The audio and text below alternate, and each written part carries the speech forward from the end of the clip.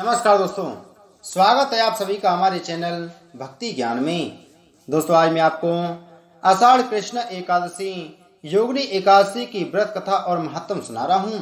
धर्मराज युधिष्ठिर बोले, हे जनार्दन, अब कृपा करके आषाढ़ मास के कृष्ण पक्ष की एकादशी की कथा का वर्णन कीजिए। इस एकादशी का नाम क्या है तथा क्या मातम है, सो सब कृपा करके कहिए। श्री कृष्ण भगवान बोले, हे राजन, आषाढ़ कृष्ण एकादशी का नाम योगिनी है।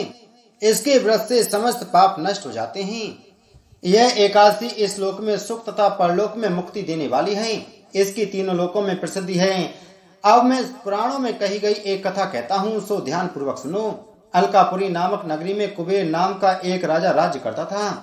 वह नित्य प्रति शिव जी की पूजा किया करता था। हेम नाम का एक माली पूजन के लिए उसके यहाँ नित्य फूल लाया करता था।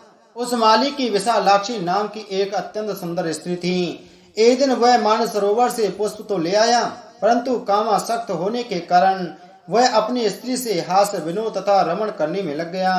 जब दोपहर तक माली पुष्प लेकर राजा के पास नहीं पहुंचा, तब उसने सेवकों को आज्ञा दी कि तुम लोग जाकर हेममाली के न आने का कारण ज्ञात करो, क्योंकि वह अभी तक पुष्प नहीं लाया है।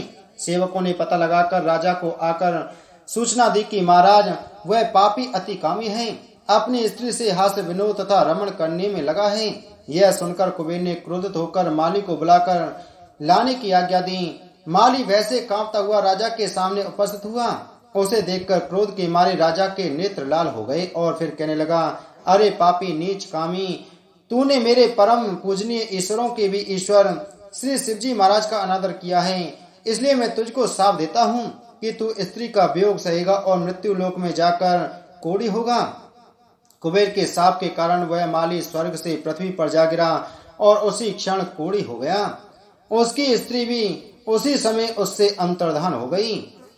मृत्यु लोक में आकर हेममाली ने महान दुख भोगे।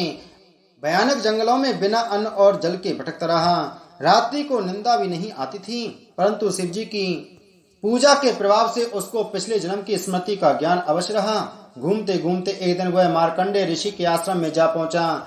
मार्कंडेय ऋषि अत्यंत वृद्ध थे और उनका आश्रम ब्रह्मा की सभा के समान लगता था। हेममाली वहां जाकर उनके चरणों में गिर पड़ा। उसको देख मार्कंडेय ऋषि बोले कि तूने कौन सा ऐसे कर्म किए हैं जिससे तू कोढ़ी हुआ है और महान दुख भोग रहा है। इस पर हेममाली बोला कि हे मुनि, कुबेर का सेवक हूँ। मैं राजा की पूजा के लिए नित्य प्रति पुष्प लाया करता था। एक दिन अपनी स्त्री के साथ विहार करते करते देर हो गई और दोपहर तक पुष्प लेकर ना पहुंचा तो उन्होंने मुझे शाप दिया कि तू अपनी स्त्री का वियोग सहेगा और मृत्यु लोक में जाकर कोढ़ी बन तथा दुख भोगेगा। इससे मैं कोढ़ी हो गया हूँ और महान दुख भोग रहा हूँ। अतः आप कोई ऐसा उपाय बतलाइए जिससे मेरी मुक्ति हो। यह सुन मार्कंडेय ऋषि बोले कि तूने मेरे सम्मुख सत्य वचन कहे हैं, इसलिए मैं तेरे उद्धार के लिए एक व्रत बताता हूँ।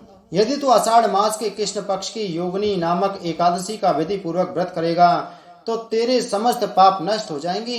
इस पर हेममाली बहुत प्रसन्न हुआ और मुनि के वचनों के आज्ञानुसार योगिनी एकादशी का विधि पूर्वक व्रत किया, जिसके प्रभाव से वह फिर अपने पुराने रूप में आ गया और अपनी स्त्री के साथ विहार करने लगा।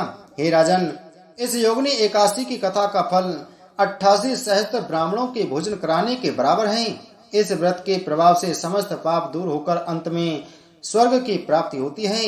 इसलिए सभी मनुष्यों को योगिनी एकादशी का व्रत अवश्य करना चाहिए। बोलो एकादशी महात्म की जय। श्री कृष्ण भगवान की जय।